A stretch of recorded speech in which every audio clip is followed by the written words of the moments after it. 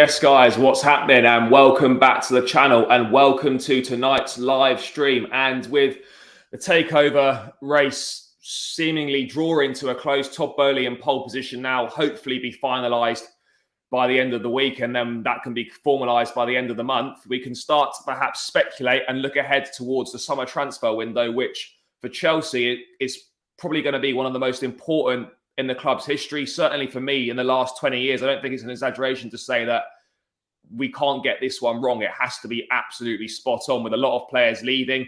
You know, reports coming out almost most days now that other players are looking to move on. There's major surgery that needs to be done on the squad if we're going to close the gap between ourselves, City and Liverpool. And ultimately, it could, decide how long Thomas Tuchel will ultimately stay at the club. And I'm delighted to be joined by Jamie Wilkinson to discuss this and what we think the squad might look like next season, what needs to happen.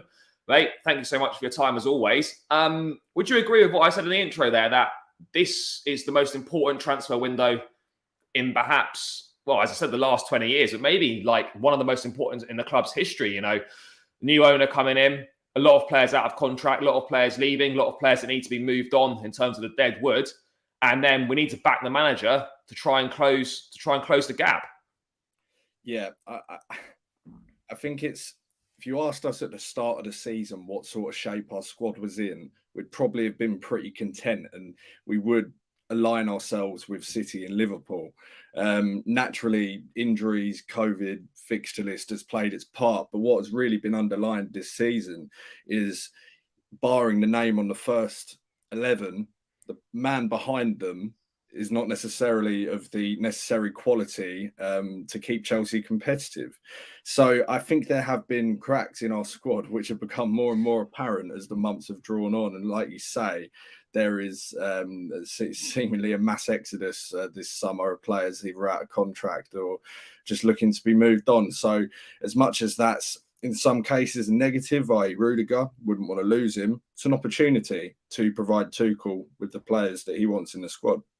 100%. And we have to do that because I think he's the sort of manager that if he doesn't get the backing that he feels he needs, then he will leave. I think he's one of those that's not afraid to leave if he doesn't kind of get what he wants. But just to rewind it back to last summer, I know hindsight's a wonderful thing, and you can look back on it now and think that was a dreadful window. But I've got to be honest with myself as a Chelsea fan. I'm sure, like most other Chelsea fans, we weren't that disappointed with the window. But having almost done the season, you look back, it was a terrible window. It was awful. I know we bought a £100 million striker in. It's not worked out, which we can discuss a bit later on. But as you said, the cracks in the squad, nothing was really addressed. The depth, like some areas well stocked, other areas just no depth whatsoever, leaving a really unbalanced squad. Yeah, I mean, striker was obviously the priority last summer. I know Lukaku isn't everyone's cup of tea, and I'm talking last summer and previously to that. But I think, nobody would have denied his credentials, the fact that he is a world-class striker or has world-class ability within him. So you probably could have put that down as a statement signing for Chelsea as it was at the time, but that hasn't worked out. And the same you would say with Sao Niguez. People say that Chelsea cut corners in providing Tuchel with a new midfielder. But, we have to remember we were late in the summer transfer window, rightly or wrongly. You can blame that on those pulling the strings, in need of a midfielder. And at the absolute 11th hour, we managed to get someone, low risk, potentially high reward, again, with very good credentials, performed in one of Europe's top 5 leagues, won the La Liga, played in the Champions League. And in hindsight, it's completely flopped, failed. So you kind of think, what's our strategy in the transfer market? What's the type of profile of player have we been looking at? Let's just tear that up and stick it in the bin because we're clearly heading in the wrong direction on that front. Yeah, we 100% are. And I mean, going back to last summer as well, the players that we were linked with, why didn't we just do Jorginho Kante last summer? Why didn't we just get that done? Why didn't we get Tchouaméni in? Like, we could have got him for, I think, 40 million euros. And now the quoted price for this summer is pretty much double after he's had a good season. You can go back. We were linked with Hakimi. We missed out to him to PSG. we could have done with him this season. And you get people saying, "I would have blocked Reece James." It wouldn't have done. We're gonna play 63 out of a 66 possible games this season. You're telling me they wouldn't have got ample game time? Of course they would have done. And it's just so frustrating that it seems that the powers that be that are in charge of the transfers, I know Marina doesn't necessarily identify the targets. I think Petr Cech kind of loosely does the director of football role. And then you obviously got the scouts. I mean, Scott McLachlan he's awful. I looked at the list of scouts. Got Ross Turnbull as a scout. I mean, don't get me wrong. He might be quite good at scouting, but I'm not sure. I'm not sure if he is. Yeah, he was awful, wasn't he? But I mean, he got a Champions League. But I mean, in terms of the scouting and the things like that, do you think Chelsea just need to kind of just rip everything up and have a completely new structure? I mean, obviously, I think the Bowley Consortium is one that, amongst a number of consortiums, that wanted to get a director of football in. Paul Mitchell from Monaco was perhaps one of the preferred choices for them. Do you think that's something we need to go down? And our recruitment strategy needs to change, because it's very much scattergun at the moment. It's kind of just chuck big money at players without thinking whether they're going to fit into the system, rather than being a bit smarter with it and going for a lesser name. Yeah, I think there's two sides to this. You look at the transfers that we've completed in recent years, and the vast majority of them have been disappointments. As you say, Tchouaméni and Kounde were, it was well established they were on our radar last summer. So you can't necessarily blame the scouting department for that. They've identified two players who, it's held up well, our interest in them, and we're still sat here hoping that we go on to sign them. The problem is, granted, Sevilla moved the goalposts, but it seems as though we walked away from those deals, certainly the Kounde one, over valuation. So you say, right, that is Marina's gig. She will be involved in recruitment meetings. She'll even chair them. She can't necessarily contribute player by player, name by name, but she will be the one who ultimately makes a decision on whether a deal was workable financially, using data, recommendations from the scouting department, including Petr Cech, feedback from the manager himself, Tuchel. But at the minute, it's so hard to understand who the buck stops with, and like who is actually responsible for what. So identifying the problem at Chelsea, as you'll know, with your presence on the Twitter feed, everyone seems to have a different enemy up in the boardroom or in the scouting department, and a different potential solution. So I think it will be like a breath of fresh air, that we will have new owners with new ideas who can come in and just shake up the lot of it, and hopefully use Liverpool's success in identifying value for money players and integrating them into the squad and the system. That's the benchmark for us. That's what we need to aim for, rather than, like you said, scattergun. It's all very random, isn't it? It is. And I think it goes back to the thing as well. I don't know whose remit it falls under, but we're very much signing players, like exciting players, good players. But I don't think much thought's being given into, is it right for what Chelsea Football Club do, what the manager at the moment plays? Do they fit in the system? It's all very well going, oh, he scored 50-odd goals in this league last season. Oh, he'll be great for Chelsea. For me, with Lukaku, no doubt in the quality that's there, you know exactly what he is as a football player. And it evidently does not suit us. So why was that signed off? The annoying thing is that in hindsight, it's so obvious that Lukaku would not have performed well in this system. Looking back at it, he's so rigid. He likes to sit himself either on one of the centre backs or between them. Whereas Tuchel loves Havertz because he's always drifting into the channel. So, he can't be marked out of the game. And you looked at some of the games that Timo Werner had some success in last year. Granted, there were few and far between, but it was not playing a Lukaku-esque kind of game. I just think if Tammy Abraham was not to Thomas Tuchel's liking, I'm not saying he's a carbon copy of Lukaku, but I wouldn't say they're too far away from each other in terms of profile.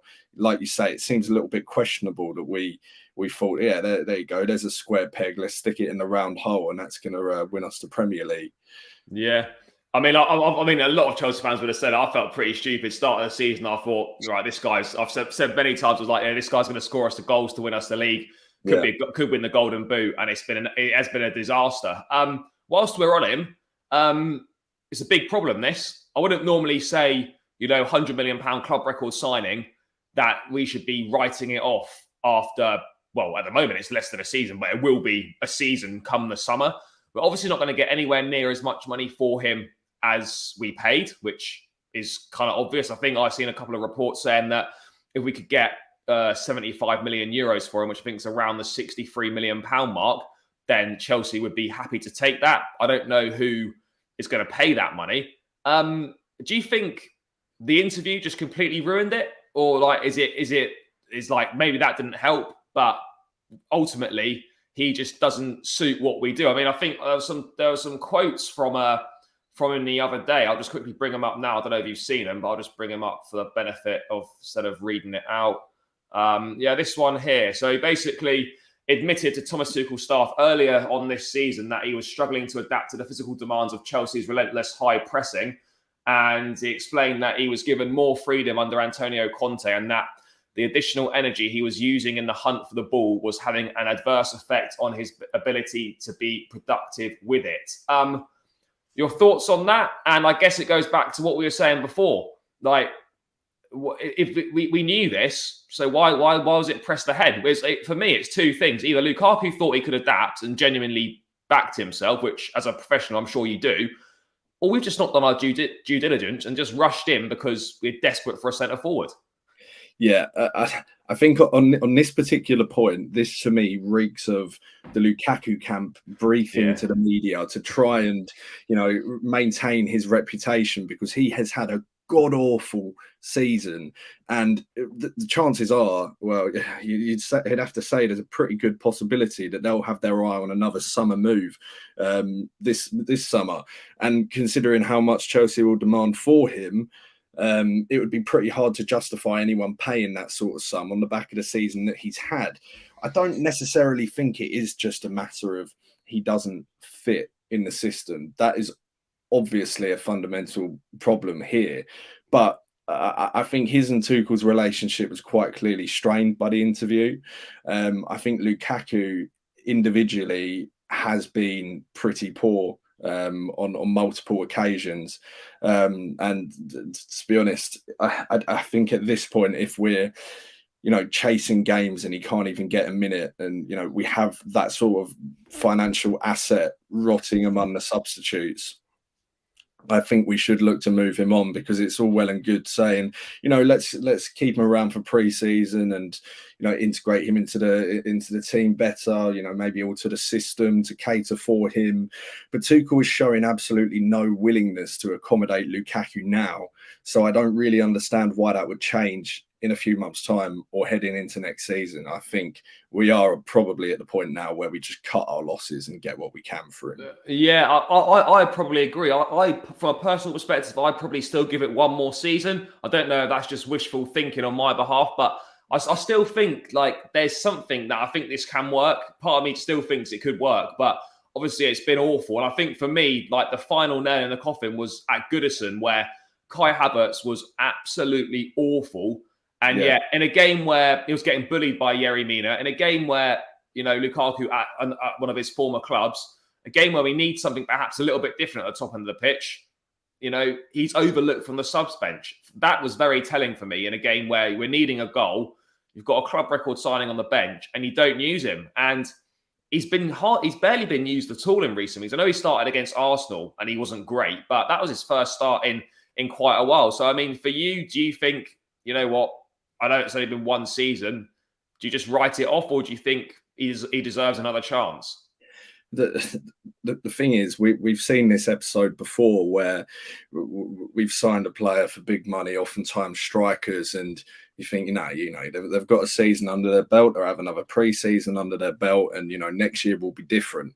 And it's just the same old. I know he's shown signs of revival recently, but Timo Werner's almost a good example of it. I think people expected him to, have a major improvement this year.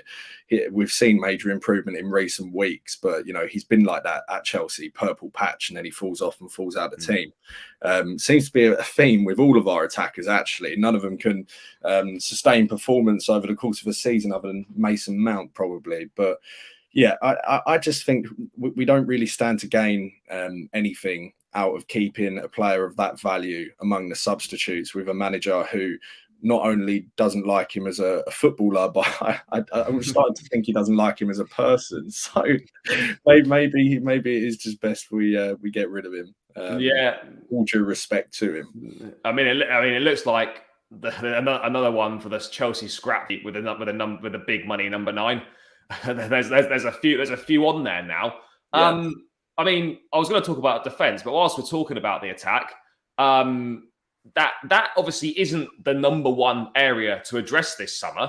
Obviously, defensively, reinforcements are desperately needed. Obviously, well documented, a holding midfield player would be very useful. But let's start with the top end of the pitch. We talked about Lukaku. Okay, we think if Chelsea can get around £60 million, they'll probably take it. Let's presume he's moved on. I mean, what are we looking at? Like, in terms of, I mean, from your perspective, what profile do we need at that top end of the pitch? Because there's two things here.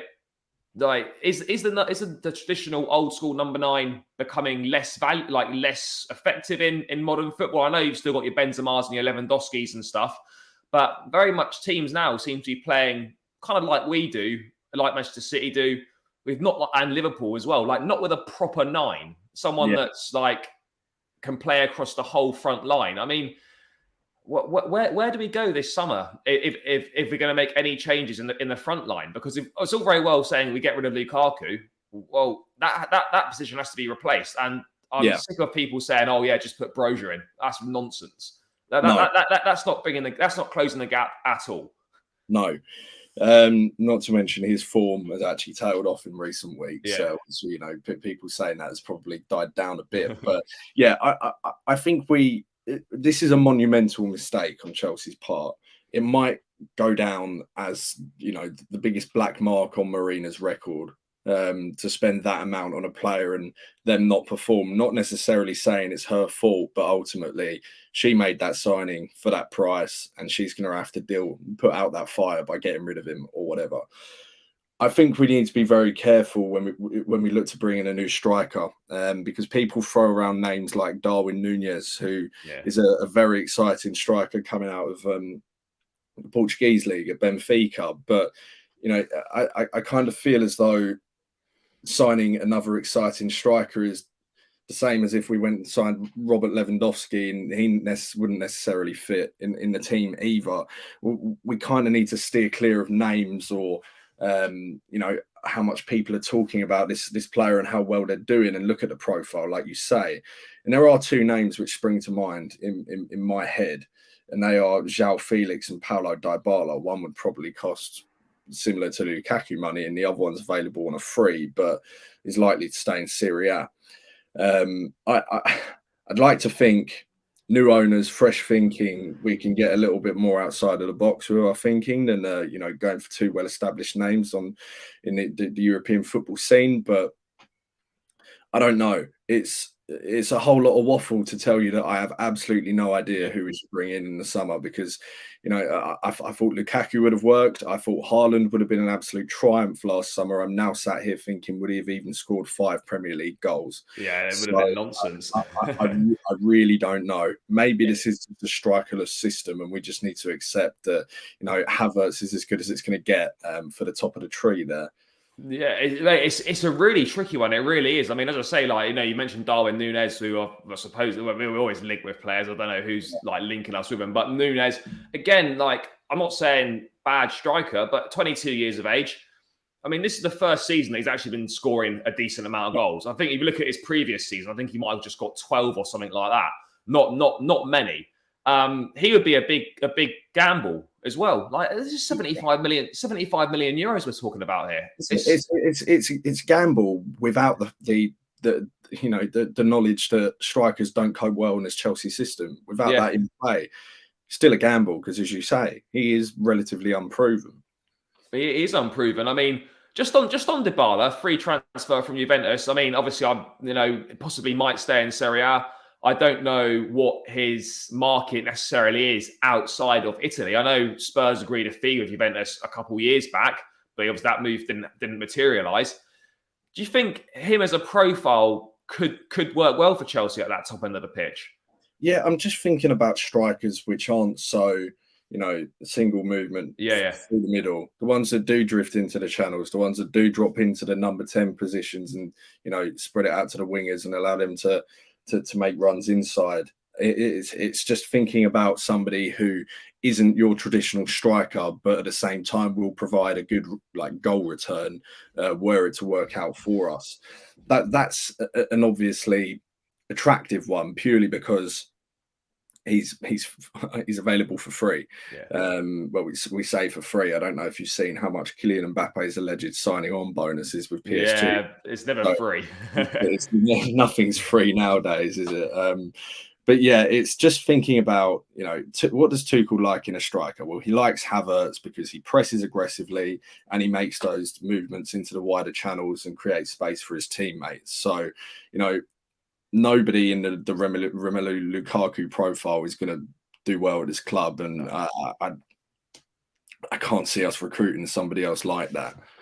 No, I would agree. Just obviously, you talked about Dybala there. The free transfer market has got a lot of decent players on it this summer. Obviously, we're not going to get all of them, of course. But another one on there, Ousmane Dembele. He's obviously Barcelona wanted to get rid of him in January, wouldn't sign a new contract. Under Xavi, he's actually playing really well. He's probably one of Barcelona's best players. There's still a chance that he could stay. Tuchel knows him. He likes him from his time together at Dortmund. Very talented boy on his day. Lacks a bit of consistency still, and quite injury prone, like a lot of the attackers we've already got. You think, well, we don't really want to throw another one of those into the mix. But having said that, we need players that are direct, run at opposition defenders, take people on, and can put decent service into the box. Dembele does tick all of those boxes. Obviously, someone else would probably need to be moved on. Does that excite you, Dembele? Do you think that's something that we can maybe go down? I know we said, free transfers, nothing really free, but with no transfer fee being involved, that again is an attractive proposition. Yeah, and I don't really think it matters all that much when you consider, were we to bring him in, the absolute likelihood is that we've sold one of the wingers currently on our books. So, there'll be funds available there.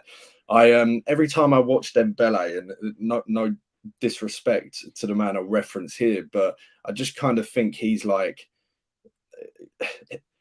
Callum Hudson-Odoi with the part that he's lacking. Yeah, he's the player that we have always wanted Callum Hudson-Odoi to be, in that he's so direct, he's so quick, he's moving the ball at speed and keeping it under control. Absolutely fantastic, and the final ball is just so refined in comparison to Callum. So, I mean, I'm well on board with this signing. I've had my reservations about the injury record because I've been, vocally frustrated about Christian Pulisic over the years. So, have to be consistent, right? But I just think, there's a reason that Barcelona paid upwards of £100 million to sign him, and that is because he's an astronomical talent. Has the potential to be one of the best wingers in the world within the next few years. So I think if there is a legitimate possibility for us to get him in on a free, with him having that pre-existing relationship with Tuchel, the understanding of Tuchel's methods, I just think it makes absolute sense. But on the proviso that one of the wingers we have on our books currently leave. Yeah, no, for sure. And I think, to be honest, if Lukaku goes, we'll bring someone else in. And if we can sell one of the wingers, we'll get someone else in. But the top end of the pitch, it does need work, but it's not necessarily the main priority. No. In terms of outgoings at the top end of the pitch, then 3 players that come to mind for me that are going to be moved on. Obviously, we forget about Lukaku in this conversation, but there's 3. If you include him, there's then probably at least 1 from this next 3, maybe 2. Christian Pulisic, Timo Werner, and Hakim Ziyech. Now, 3 exciting players on their day, very good. Werner not lived up to expectations at all. I think he's got 10 league goals in 2 seasons for £50 million. That's pathetic. Let's be real, it's awful. Hakim Ziyech, I was really excited when he come in. He's one of them again, purple patch player, has a good few games.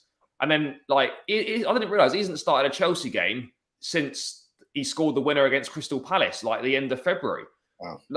I don't understand why these guys are suddenly in favour, then they're not in favour. He's another one that might be looking to move on. very much Tuchel, I think for me, doesn't like him in the 3-4-3 system. Much prefers him. When we've played 4 at the back, he's looked way better. And then Timo Werner, I think, should be moved on. The difficult one for me is Christian Pulisic, because there's undoubted ability. We see it, but we don't see it enough, which can be said for a lot of them. But I think perhaps with a new owner coming in Todd Boehly, who is American, Chelsea looking to, capitalise more on the American market, he is the poster boy for American football. Like, he'd be a useful tool to have from that respect. Obviously, not discounting his footballing ability, but out of those 3, in terms of Ziyech, Werner, Pulisic, how many of those do you think are likely to leave the club this summer? We're at the point where it's any or all of them. Yeah. Because it seems far-fetched to think that they could all leave, but they all have legitimate reasons to want to. Werner has, in recent weeks, forced his way back into the team through his performances, but we know that good performances from Timo Werner in the Premier League are not sustainable. No. They certainly don't result in goal returns. Hakim Ziyech he's probably our most talented player, if not, one of top 3. That left foot is absolutely to die for, but he seems to have a bit of difficulty harnessing that ability on a consistent basis, at least in the system that he's operating in. I think it's also important to remember that he's not really young. And, Werner's at that age as well now, where he's not a prospect. He needs to be playing football week in, week out. And it's from Werner's perspective, it's a World Cup year as well. As for Pulisic, naturally, he would be a useful tool to utilise from a commercial perspective for Chelsea. Anyway, having American owners, fantastic. We could capitalise on that, make an absolute bucket load of cash, while discounting the fact that the boy himself might want to play football and not be a rotation option at Chelsea. I don't know if you saw his dad put a pretty quick tweet out the other day, which doesn't necessarily bode well. But from Pulisic's perspective, I don't think he's interested in being a Chelsea megastore model for a living. I think he wants to be playing football. So I really, as I said, it's any or all of them could leave. It's not even that far-fetched to think that all 3 players come the first day of the transfer window could be knocking on the door upstairs and saying, you know what, I want to leave the club. Honestly, mate, I wouldn't be surprised, and it would be a madness that from our attacking options that we've had this season, that this summer we could lose Lukaku, Ziyech, Werner, and Pulisic. I mean, I'm not saying it's definitely going to happen, but it's not beyond impossible at all. And this is also not acknowledging the fact that Hudson Odoi hasn't necessarily always shown a willingness to stay at Chelsea for life and make his way here. He wanted first team football on a regular basis a few years ago. He got a nice big contract, which has kept him quiet for a while.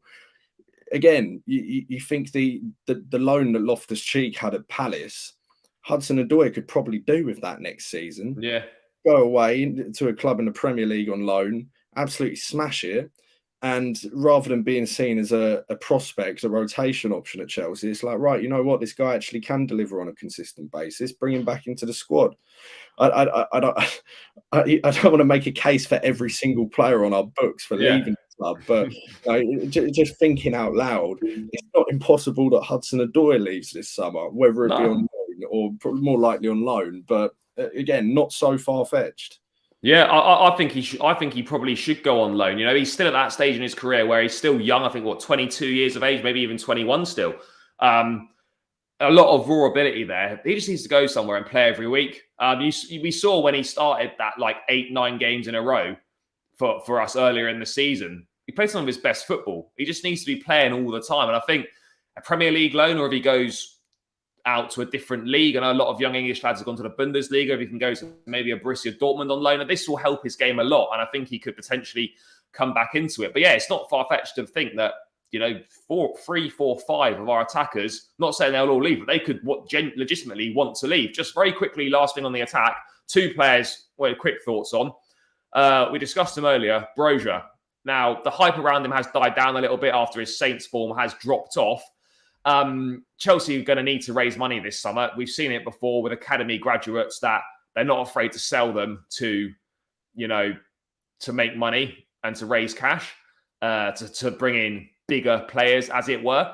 Do you see a space in the squad for Broja next season? Because for me, I'm kind of undecided. I'm not sure whether he needs another loan or we should just get rid of him. Because for me, he's definitely not the answer. Well, not right now anyway.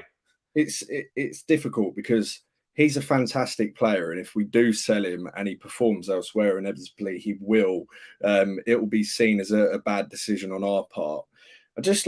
I would ask anyone making a case for him to come in and start to go back and watch his goals for Southampton and Albania and consider how many of them are from running into space. It's literally his bread and butter is playing against high lines where he can knock the ball, outpace the defender. Like Werner. Just like Werner.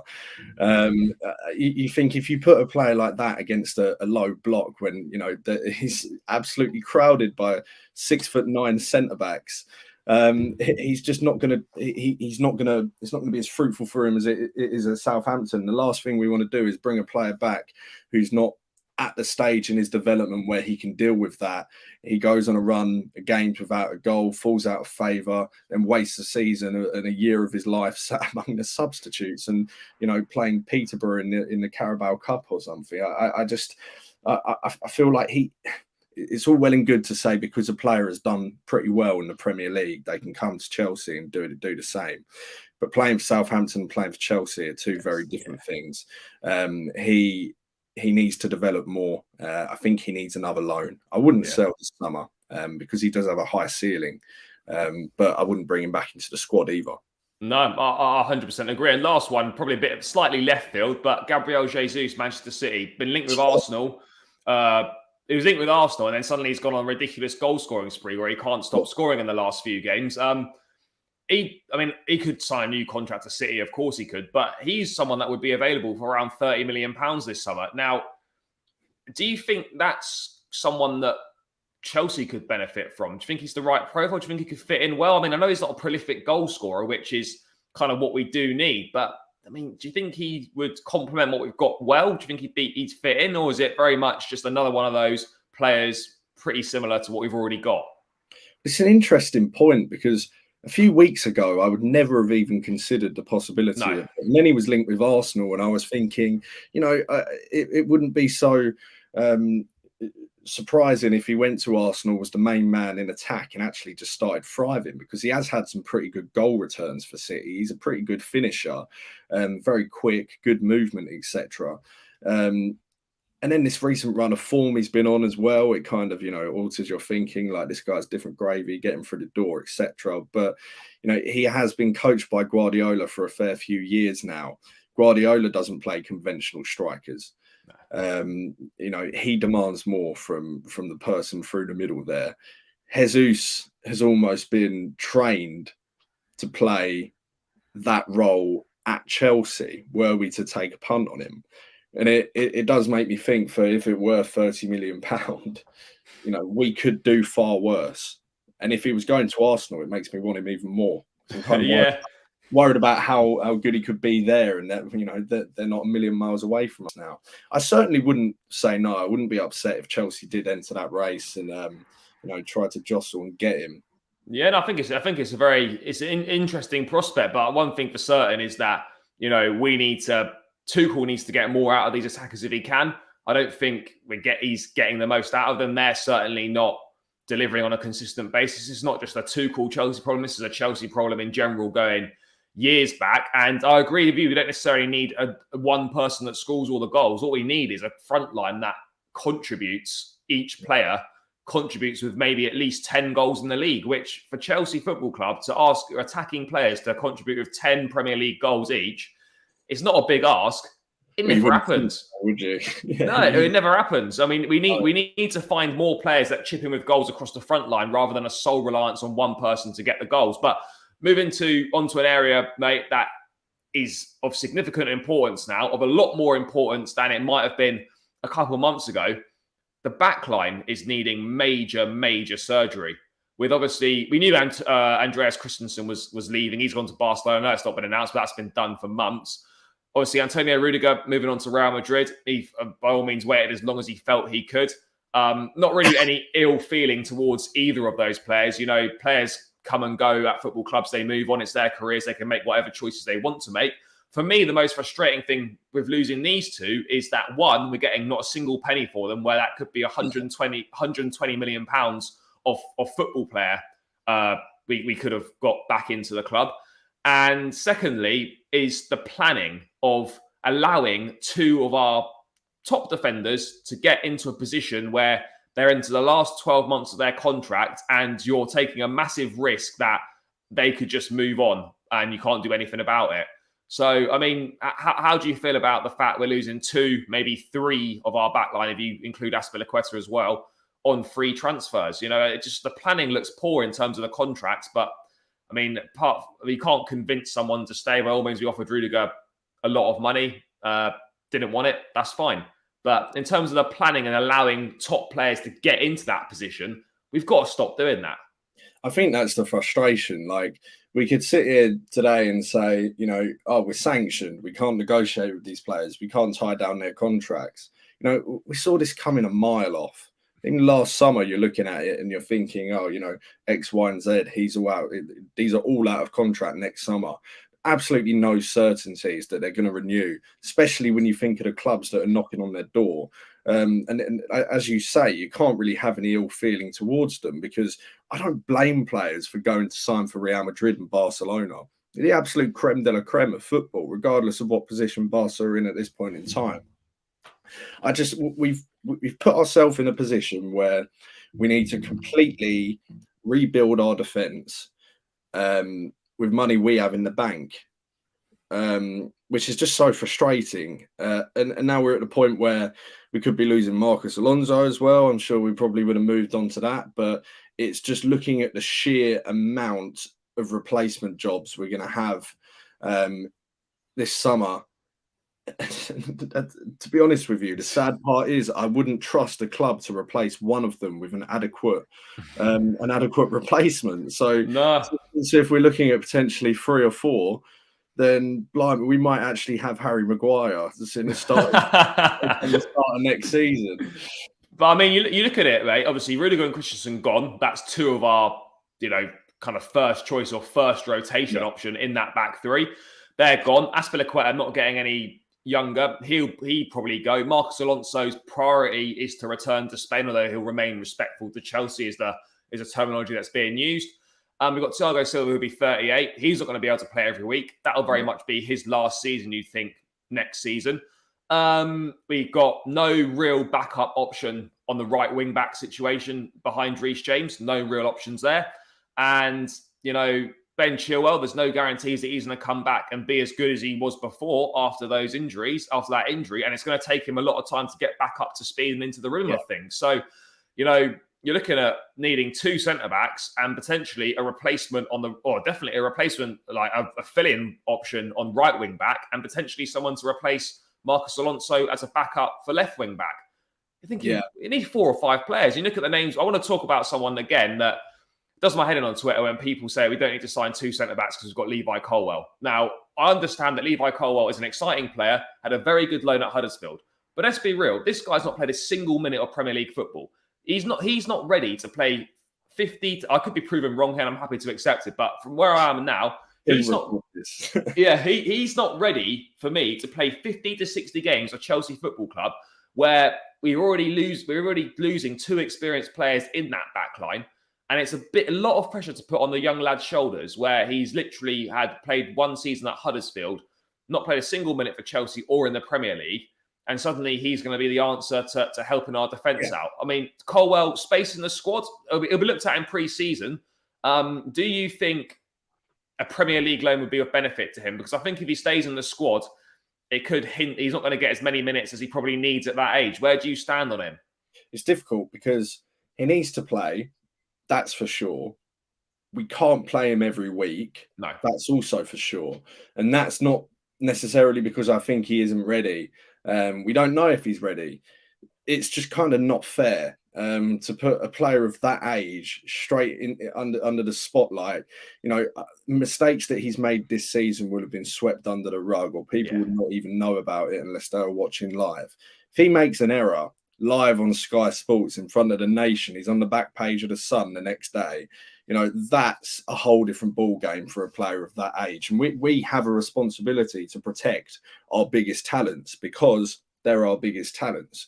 And it's, from our perspective, it's almost a necessity that he's immediately drafted into the squad, because we have nobody left back there. If we're going to look at that left centre back position, it's pretty clear that by this point that Malang Sarr is not sufficient cover. He's another that you could be, you'd probably expect to be moved on this summer. So from a purely selfish Chelsea perspective, you're looking at it and you're thinking, yeah, of course he comes into the squad, but exactly what role he plays and what significance he'll be, it remains to be seen. Yeah, no, agreed. I think it'll be looked at in pre-season, then obviously decide from there. In terms of the targets, as we've been linked with Jorginho Kante, we presume that is probably going to happen. You would expect so. We need another one alongside him. We've been linked with the likes of Pau Torres from Villarreal. There's Gvardiol, the young centre-back from RB Leipzig, can also play left-back as well. Could be a good utility option, but again, only 20 years of age. Very much only really one season in the Bundesliga. We need experience. For me, I think we need experience. I think we need a centre-backs that are maybe 25, 26 years of age that have got Champions League experience in Europe's top leagues, because we need that, because at the moment we're losing a lot of experience from the back line. Obviously, let's say Jules Kounde comes in. I mean, even we've been linked with Max Kilman from Wolves as well in the past. That could be a sort of a shrewd signing. I mean, presuming Kounde comes in, what sort of profile do you think we needed for a centre-half? I saw you shaking your head at Pau Torres. Not a fan of his. No, not at all. He's good in the ball. He's very much protected by Villarreal's low block. I'm not a fan of him personally, from what I've seen of him. In terms of other options, like you say, I think Jules Kounde will sign for Chelsea. I think we'll probably have to pay what we were reluctant to pay last year. I don't foresee them bringing the price down on that front, but I think he will come in, and that is, to have that lined up is very good for us, because if we didn't, then it'd be real panic stations. One that it's got me thinking over the past few days, because reports in Italy have kind of ramped up. It's about Koulibaly being offered to Chelsea, and in my head, naturally, I'm like, well, no, it's 3 or 4 years too late, which it absolutely is. But the difference now is that we're not talking about 60, 70 million pound. We're talking about an affordable deal. A player that's not going to, say, block the pathway into the starting 11 for a younger player, either from our academy, out on loan, or someone that we look to recruit from elsewhere. Someone who, has the absolute ability to keep us competitive. If we were playing with Kounde, Thiago Silva and Koulibaly, I'd say that's a pretty fantastic back three. Some would argue it's even an upgrade on Rudiger. But yeah, I don't think there's an easy answer to the question. No, there's not. The reality is we need to strike the right balance between not blocking pathways of our younger players and signing players that are going to keep us competitive. So on that basis, I think Koulibaly could be a good option. Yeah, no, for sure. I'm going to just bring this up now. Coming from Adam Newson, Football London, earlier, saying that Thomas Tuchel would love to bring Marquinhos to Chelsea. Appreciates it would be near impossible, but then obviously another PSG player, Presnel Kimpembe, is viewed as a more attainable target should PSG decide to refresh their backline this summer. Obviously, Marquinhos would be great. I think that'd be virtually impossible to do, as stated. What do you think about Presnel Kimpembe? I don't know an awful lot about him. From what I've seen from him at PSG and in the Champions League, I know Thomas Tuchel obviously has worked with him during his time there. I'm not sure I rate him that much. I've got to be honest. No. I don't think that would be a good option to go with personally. No, really not a fan. Whether it be for PSG or France, he's always the second best centre back in the pairing, the one who looks a little bit more error prone, slightly calamitous. And Marquinhos, we tried for him a few years back. the difficulty is it's not only that PSG don't want to sell. I don't think he has the remotest interest in leaving, no matter who it's to. I don't think that we should be signing second best players. And sometimes it's necessary. And Kimpembe is, he's a good footballer, don't get me wrong, but it's just a reputation that he has and the price tag that would come with. And, the reward we would get from that, value for money wise, it just probably wouldn't work out well for us. You think Marquinhos would cost an absolute bomb, but at least we know we're getting a great player. Kimpembe would cost very high transfer fee because he's a big name in the game who's achieved a lot. But I wouldn't be on board with that one either, personally. No. I mean, one of the chat is saying we've been linked with Matthijs de Ligt. We have been linked with him before as well. Yeah. I love him. I think he's a great player. Problem is, massive transfer fee, massive wages.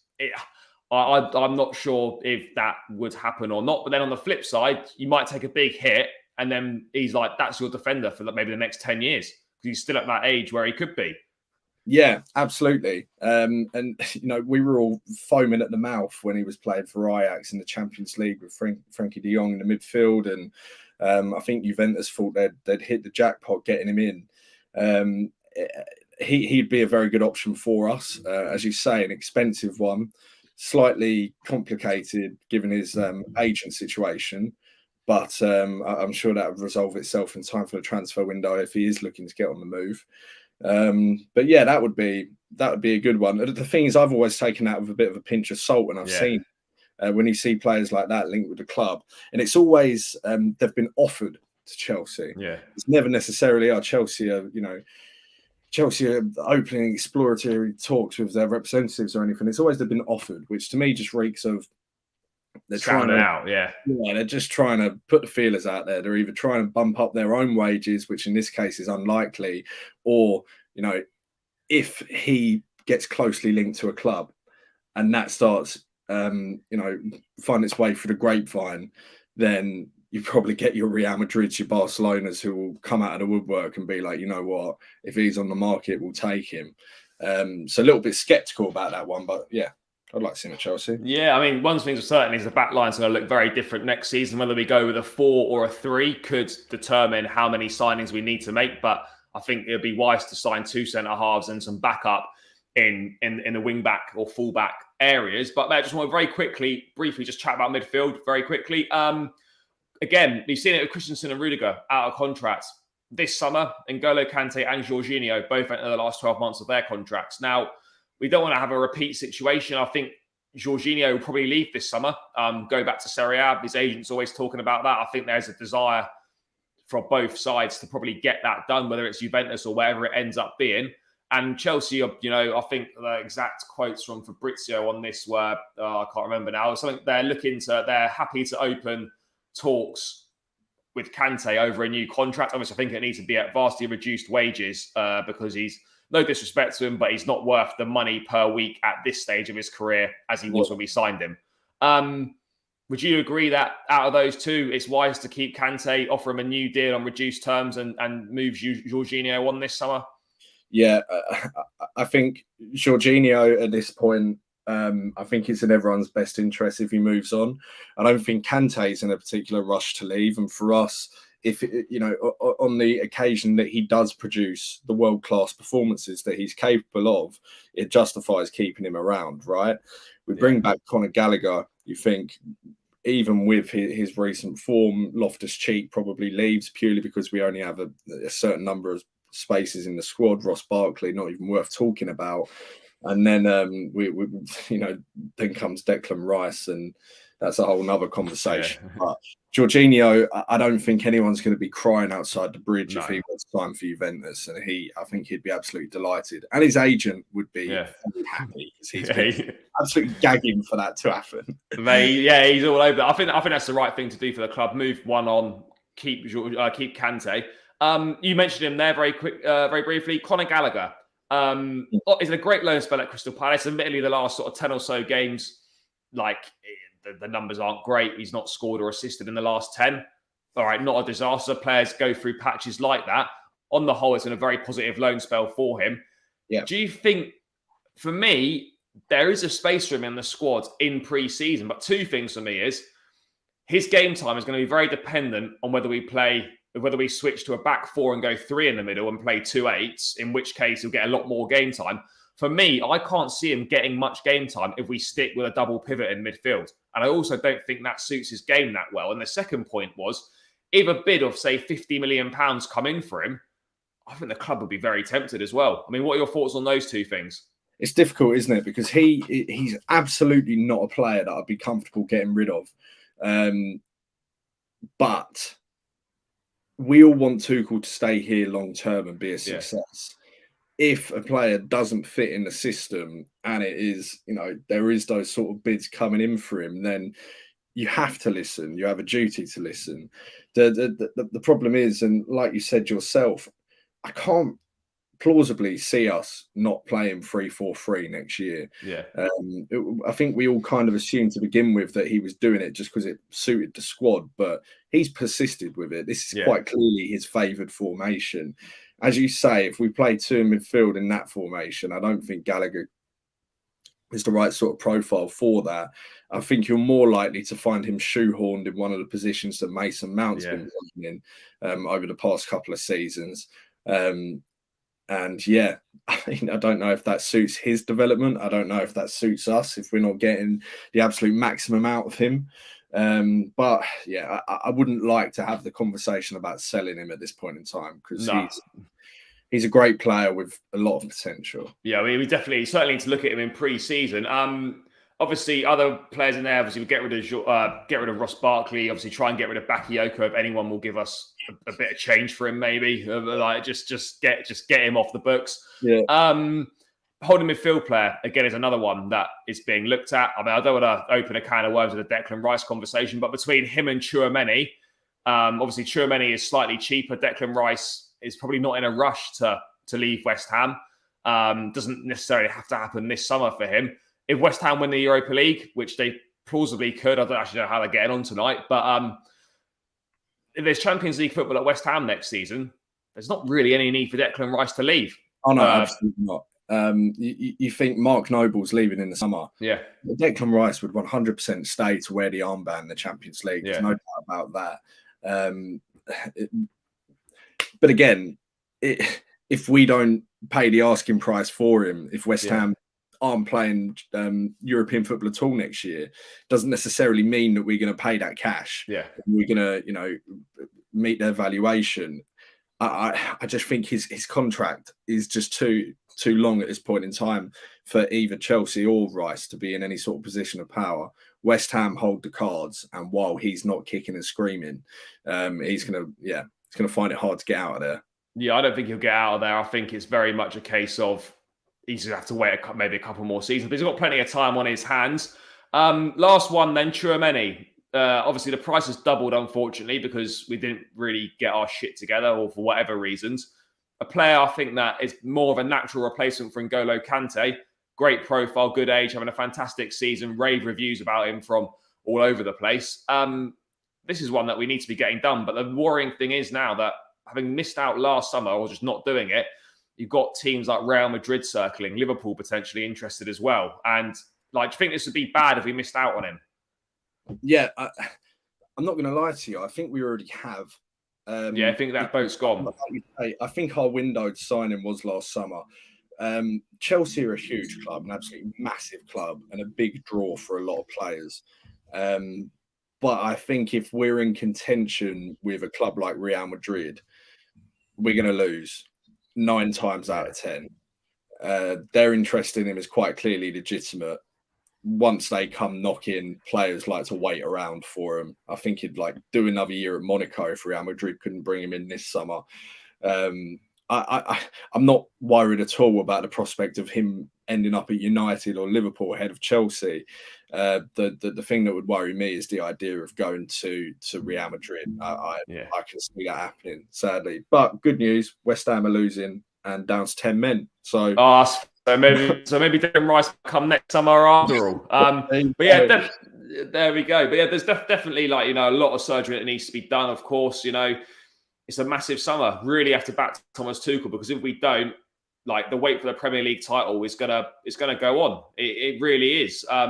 And we need to keep him for as long as possible, because at the moment, with the hiring and firing of managers, you're ending up with a pick and mix squad. You know, you've got players from Lampard's squad at the moment, players from Sarri's squad, still some from Conte's squad. You know, we need to give Thomas Tuchel the keys, let him get what he wants, and then build from there and allow him to mould his squad in the same way that Pep Guardiola and Klopp have picked their own squads. But this summer's going to be... Guardiola has signed 36 players at City. Yeah, we signed one. Tuchel signed one player.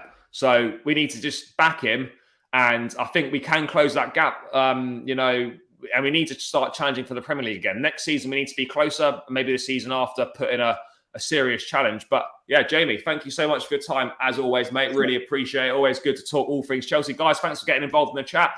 Make sure you follow Jamie on Twitter. Some great stuff on there. I've linked it in the description below, so go and check that out. Make sure you smash a like on the video, and please do click that subscribe button. Heading towards that 500 subscribers mark, so please do help me get there before the end of the season. Would really appreciate all the support. But yeah, exciting times ahead.